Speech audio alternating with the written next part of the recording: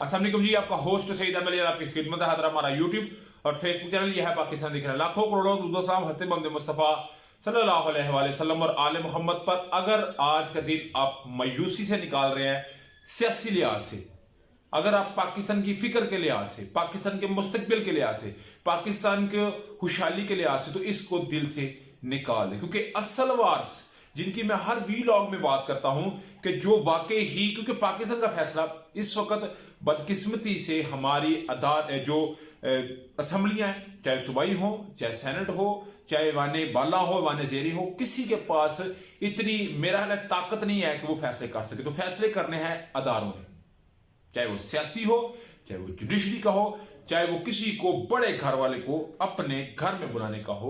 ये सारे फैसले बड़ी जो है ना अदारों ने करने हैं। अदालत आज इसके ऊपर बड़ा आज खुलकर बोली है और इस मामले के ऊपर एक बड़े जो है वो आर्मी चीफ साहब की अगर मैं बात करूं या उनके किसी नुमाइंदे की या वज़ारत दफा में से किसी की तलबी हो सकती है। इसके मतलब मैं आपको बताऊंगा क्यों। उसके अलावा जो तीन बड़ी बातें हैं कि इस वक्त 3 इस्तीफों की गूंज है इस्लामाबाद के अंदर। मैं आपको बड़े बावसूख से ऐसे ही बता रहा हूं कि इस्लामाबाद के अंदर तीन मैं फिर कह रहा हूं 3 इस्तीफों की गूंज है। और उसके अलावा इमरान अहमद खान नियाजी साहब को ने खत लिख दिया है जनरल बाजवा साहब के खलफ की खिलाफ वर्जियों का एक पूरा कट्टा चट्टा खोल कर सदर पाकिस्तान को दिया और कहा कि इनके खिलाफ कार्रवाई करे। तो इस हमारे चैनल पे आप नए हैं तो काइंडली चैनल को लाइक कर ले, सब्सक्राइब कर ले, अपने दोस्तों से शेयर कर ले, क्योंकि ये हमारा एक नया चैनल है। पिछला चैनल आप जानते हैं मेरा वो बंद हो चुका है, तो आपकी मोहब्बतों का बहुत बहुत शुक्रिया। सबसे पहले जी, सुप्रीम कोर्ट के अंदर आज आप जानते हैं कि सीसीपीओ जो कि गुलाम अहमद डोगर लाहौर, जो कि डीआईजी ऑपरेशन डीआईजी बिल्कुल लाहौर रह चुके हैं, उनका तबादला कर दिया। मजीद भी तबादले किए गए। किन में? निगरान केयर टेकर सिस्टम, यानी कि care taker chief minister Syed Mohsin Raza Naqvi sahab ने इनकी ट्रांसफर की। ये मामला सुप्रीम कोर्ट में चला गया। अभी आपने याद रखना है, निगरान हुकूमत कोई आके फैसला नहीं कर सकती, कोई तकरीर तबादले नहीं कर सकती। कल इन्होंने गुजरात डिवीजन, मरी, कोट अद्दू, तोंसा, अलीपुर चट्टा, उसके अलावा कुंजा, उसके अलावा जलालपुर जट्टा और बहुत सारी 4 जिलों और 4 तहसीलों और एक जो डिवीजन का जो रुतबा है उसको खत्म कर दिया।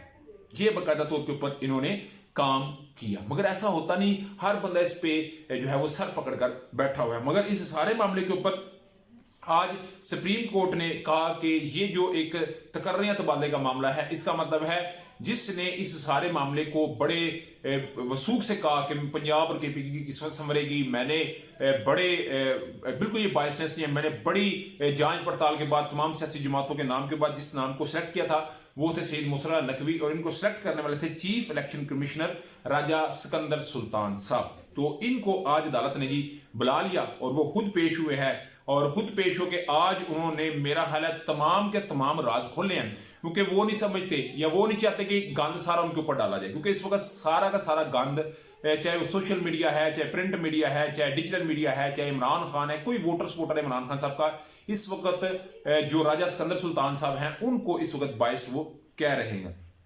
तो जी इस सारे मामले के ऊपर उन्होंने अपने आप को फौरन मायूस किया और इसके ऊपर अदालत ने उनसे पूछा कि सुनने में आ रहा है, हमारे पास इत्तलात आ रही है कि तकर्रियां तबादले एक मामला भी हमारे पास आया कि तकर्रियां तबादले किए जा रहे हैं और निगरान हुकूमत में किए जा रहे हैं। तो उनको एक वक्त में बताया गया जी कि जब तक इलेक्शन का अनाउंस स्केड्यूल या शेड्यूल अनाउंस ना हो उस वक्त तक तकर्रियां तबादले कर सकते हैं। हालांकि ये 90 दिन के लिए आते हैं और जैसे ही हुकूमत एक खत्म होती है उसके बाद जो है वो ऐलान कर दिया जाता है। तो ये 90 दिन के अंदर करना है। अभी 1 माह गुजर गया है, कोई ऐलान नहीं हुआ। तो इस पे अदालत ने कहा अच्छा जी आप हमें कुछ सिखा रहे हैं, अभी हमसे कुछ सीखें। अदालत ने जी कहा जी बताएं जी ये तकर्रियां तबादले के मतलब, जिसके ऊपर चीफ इलेक्शन कमिश्नर ने कहा जी कि अगर अदालत हुक्म दे तो तमाम तकर्रियां तबादले अभी रोक देते हैं। अदालत रोके, मैं नहीं। उन्होंने अपने आप को बेबस करार दिया। इलेक्शन की तारीख हम खुद नहीं दे सकते और जितना निगरान सेटअप है इसको पूरी की पूरी हमने गाइडलाइन दी कि ये आपकी जुडिस्टिकेशन है, ये आपके जो है ना जी वो हदूद है, इनको आपने क्रॉस नहीं करना। मगर मैं इस सारे मामले पे बेबस हूं। मगर अदालत ने जी उनसे कल तफसीली रिपोर्ट मांग ली है और रिपोर्ट में जमा करवानी तो उन्होंने है ही है, जिसपे उन्होंने कहा जी मुझे बुखार है, उन्होंने कहा जी हमें इसका कोई पता नहीं, कल आपने रिपोर्ट लानी है। और इस पे उन्होंने कहा जी कि चीफ इलेक्शन कमीशन ने कहा जी कि मुझे अपने इख्तियार जो कि आईनी तरीकाकार के ऊपर इख्तियार है उन पर अमल करने से रोका जा रहा है। कौन कह रहा है?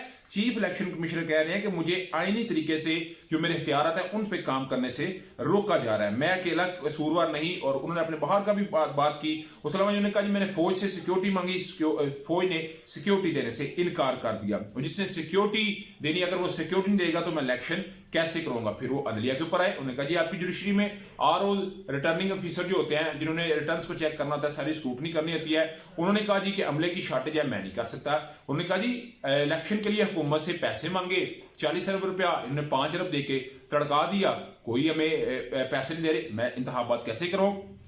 اس کے علاوہ انہوں نے خزانہ، دفاع اور فوج، ROs تمام کو کسی کو انہوں نے کہا جی کہ میرے ساتھ تعاون نہیں کر رہے. تو اس سارے معاملے کے اوپر عدالت نے یہ بات کہی ہے کہ کل آپ نے جو فوج کے ساتھ رابطہ کیا ہے، جو وزارت خزانہ کے ساتھ رابطہ کیا ہے، جو ہماری جوڈیشری کے ساتھ رابطہ کیا ہے، وہ جتنی حد و کتابت جو لیٹر لکھے یا آپ نے سینڈ کیے یا ریسیو کیے تمام کو آپ لے کے پیش ہوں گے. یہ عدالت نے ایک بڑا حکم دیا. تو ڈیفینیٹلی کل بڑا کچھ کھلنا ہے، میں آپ کو بتا رہا ہوں، ابھی سے بتا رہا ہوں، کل بڑا کچھ کھلنا جی.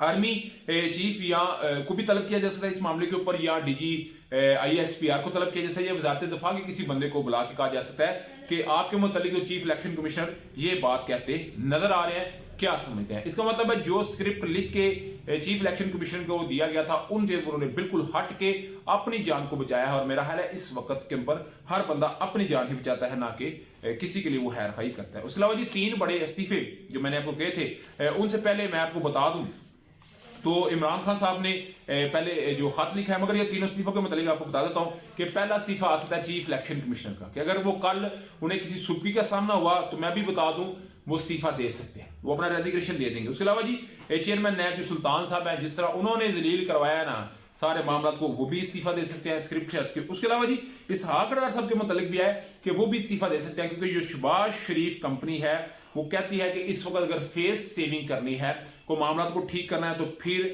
اسحاق ڈار صاحب استعفیٰ دیں تو معاملات ٹھیک ہو سکتے ہیں. تو مریم نواز صاحبہ کا میں نے ابھی نہیں بتانا، اگلے ولاگ میں بتاؤں گا کہ کس طرح انہوں نے مکھن میں سے جب بال نکلتا تو اس طرح اپنے آپ کو پیچھے کیا، وہ میں آپ کو بتاؤں گا. اس کے علاوہ جی عمران خان صاحب نے صدر عارف حسین الوی صاحب کو خط لکھ دیا.